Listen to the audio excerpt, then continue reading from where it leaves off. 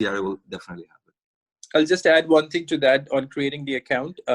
Once you create account, they actually send you a paper copy of the password.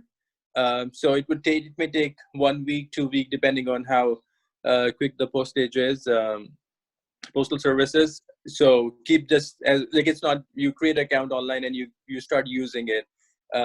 So create your account as soon as possible. So and give a 2-week buffer to get the password, and then once you have that, you'll be able to log and then reset your password. Absolutely. So and most of these, sorry. No, go ahead. These softwares, NetFile, TurboTax, SimpleTax, StudioTax, they have an option which says autofill my return. Now, what that does is that software directly picks up all the information that the CRA has about you with your, SIN number, your name, and everything. They directly pick up all the information that the CRA has on you. So let's say you work 2 different jobs, and you only have a T4 from the most recent employer. If you do autofill my return through any software, whatever T4s the CRA has for you for that particular year, it'll automatically pick it up. So there is a question from Sajjad, and the question is, apologies for being late. NetFile is free version from CRA? Yes. Okay. Second one is that what is an apparent benefit of a paid tax filing software platform? The apparent benefit is more for professional people, to be honest, because when you buy a software, you don't only buy the software, you also get a little bit of storage space in cloud computing. So if you have clients, let's say, you're not going to have a server with a dedicated, to save all of that in the house. You're not going to have that. If you have if you're running a tax firm, you might have a server, you might have, storage capacity there as well. But if you're just sitting online, you're filing for yourself or for your entire family or for friends as well, and you're doing it as a paid service, then you need to save that data somewhere. Whatever filings that you do, you need to save that. You need to have that on record. If you're doing it as a commercial activity, you need to save that for 5 years.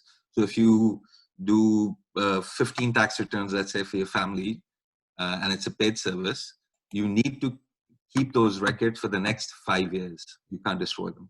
Cool. Next question is, my CRA account can only be set up after one has already submitted taxes for the first time. That's what I learned by calling CRA. Am I correct? Sorry, Sadbi, which is that? On the screen share, if you see, my CRA account can only be set up after one has already submitted taxes for the first time. That's what I learned by calling CRA. Am I correct? Yeah. You can only set up the account with the CRA once you filed. Once you filed? Yeah, that's the only way you can set up the CRA account. Correct. Okay. Yeah. Next question is probably coming up in your chat window as well. I'm just reading it out here for the benefit of everybody. To get CCB, I have already submitted application and provided details about a previous year's income and details of children, etc. Do I still need to use paper forms? So the information that you provided, the CCB information, did you file form 4405 with the CRA? That basically gives them information about whatever income you had before coming to Canada? Yeah, so the questions from me, Omar. I'm sorry, I wouldn't remember the name of the form, but it had details about the last 3 years of income last 3 years of income, the number of dependents that you had, Omar. That's right. Yeah, that's the one you need to file.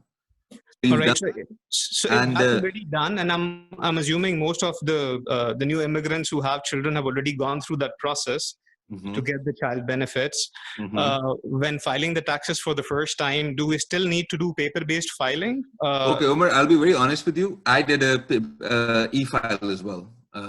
I suggest that to people initially because the people miss out on the T4405 because a lot of people don't know about that. So your CCB gets delayed in that case. That's the only reason I was saying that. But yeah, if you've already done that, then you can do an e-file for the first year as well. Perfect. Thank you. The advantage of doing the e-file is if it goes through, CRA processes it, you have a refund coming in. If you do a e-file, you can get the refund in as less as 8 days in your account. If you do a paper file, it takes at least 4 to 6 weeks for them to process it. So that's why people prefer to do e-file. Okay, moving on. Faizan Khan says, I've been filing my account since 2 years through a lawyer. With this COVID situation, I have to file it myself. What software would you recommend? NetFile? I would recommend NetFile and TurboTax of the free softwares. Okay. A new immigrant this is from Shoaib. A new immigrant landed in July 2019 and returned back in 2 weeks after landing and will come permanently in 2021. Should he file taxes for 2019 or not? Yes, nil taxes. Null taxes. Okay. Sajad has a question. What is not possible with NetFile? How about TurboTax? What is not possible with NetFile? How about TurboTax? I didn't really. Okay. The two softwares, I would prefer NetFile. Okay, so just because somebody just said that, you do have the option to unmute yourself. That is available. So if you want to ask a question directly, you can unmute and ask the question as well. Thank you, Saad bhai. Sajad here. So my question is that what are the limitations in NetFile, and how do you compare TurboTax with it? Because when we go to Costco, we see many people buying the $30 version with which 8 returns are possible. So if anyone has any feedback regarding that. Assad, you're going to take this? Because I have no experience with NetFile and TurboTax. Sorry, can you repeat again? Sorry, I got busy with my child. So my question is that it's good to know that there is a free software like NetFile available. I'm not sure whether it's a software or a utility on the web, but what are the limitations in it that probably someone has to go to another software? I have used TurboTax and I've tried. So when I do my taxes, my focus is how much refund am I getting. So I've tried another software as well, and there was a difference of maybe $10 or something. So I stick with TurboTax, and I don't see any limitations to it. It's a software. It takes you through the wizard. It has an optimizing tool as well. If for example my wife has paid some tax from some charity, so it would, and we were filing a combined taxes for my wife, like as a family, so it will automatically adjust her charity into mine, so that I'm getting more, because I'm the bread earner, she's a stay-at-home mom. So it automatically do that optimization for you. So I don't see, and I did not find any limitations to that. Yeah. So we just in the interest of time, we have 7 minutes before the call ends, and I want to wind up things. As it is, Zain Taha is asking, as it is my first time filing, what kind of receipts should I save? Asim? What kind of receipts? Yeah. So are you employed? Are you self-employed? Because that completely changes the question then. Are you employed with somebody, or are you self-employed? Employed with somebody on and off during these 8 months that I've been in Canada. Okay. There's contract or not contract? If this contract work, then yeah, that's different. No, it's not contract. Okay. Like if you're on a regular job, you get a salary, then you'll get your T4 at the end of the year. That's fine. From the receipts perspective, only the receipts that I save is any charity that I'm doing. Other than that, there's nothing else that goes into my. I think if you claim the distance travel to work as well, then also you can claim the passes. No, Is that? No, Sadbhai, that's for contractors. That's why I Oh, asked. sorry. Yeah. Exactly. Yeah. But There's also even moving expenses. There's a lot of things, man. Like if you're living in, let's say, Burlington and you're working in Mississauga, right?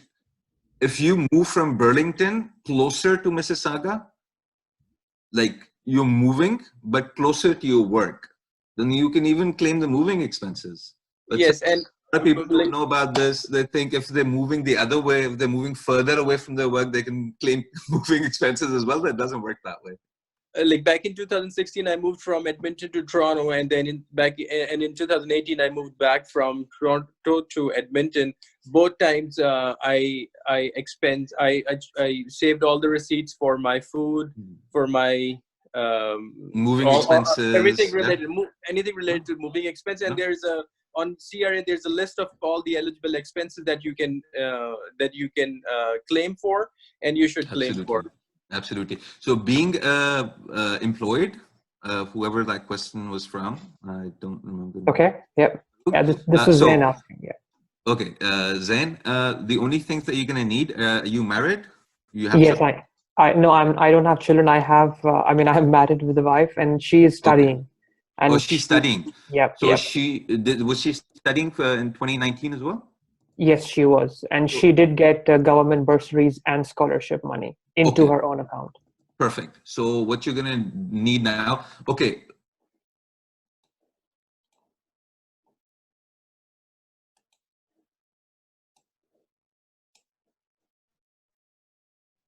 She got OSAP as well, right? That's correct.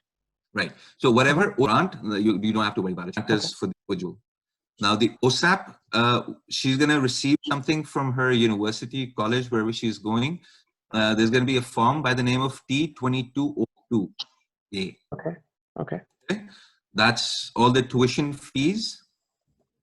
Since it is your dependent, you can claim that tuition fee, and it'll considerably bring down your tax if you owe, or it'll create a refund fee.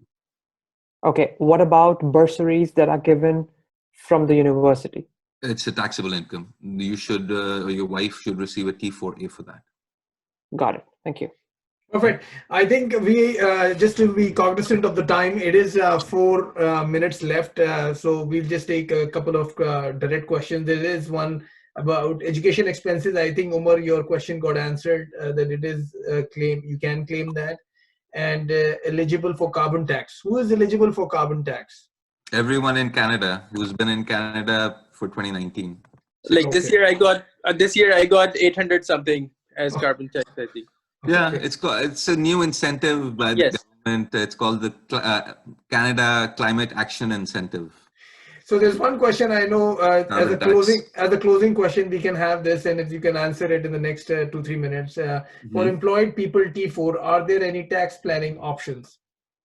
No. Absolutely none. Because you're like an open book to the CRA. There's nothing to play around with. You have a T4, that's the only income you have. The CRA has that. What are you going to plan? What are you going to play around with? Yep, that's correct. And your tax is deducted at source as well. Like that's But one thing that I do is the only planning you can do is invite more family to come over, have more dependents, or have more children. Have more children. Anyway, well, that's a good motivation for sure. We are at 2:42. I think this was a good session. Thank you so much for your time, Asadullah and Asim, Waheed, and just for the knowledge of everybody on the call. Asadullah does not do this professionally or commercially. He was just here to support the community. But Asim, who appears as Mavish Tiwana on the screen because that's his wife's name, but he does this professionally. So if there's any advice that you want to reach out to him, you can. Can I just put my email and my phone number right here in the chat? So sure, please, if you can do that. So this was free. Anything beyond this, people gotta pay bills, right? So just wanted to send the card. Thank you, Sadbhai. Thank you, Sadbhai. Thank you, everyone, for your time, and thank you. Stay safe, stay inside. Yeah. Thank you. Thank you. Thank you, guys. I give my phone number, and if you guys want to any more questions. Thanks. And you can also put that in the different WhatsApp groups as well that we are using, the GTA settlement group, that you can also put it over there. Thank you so much.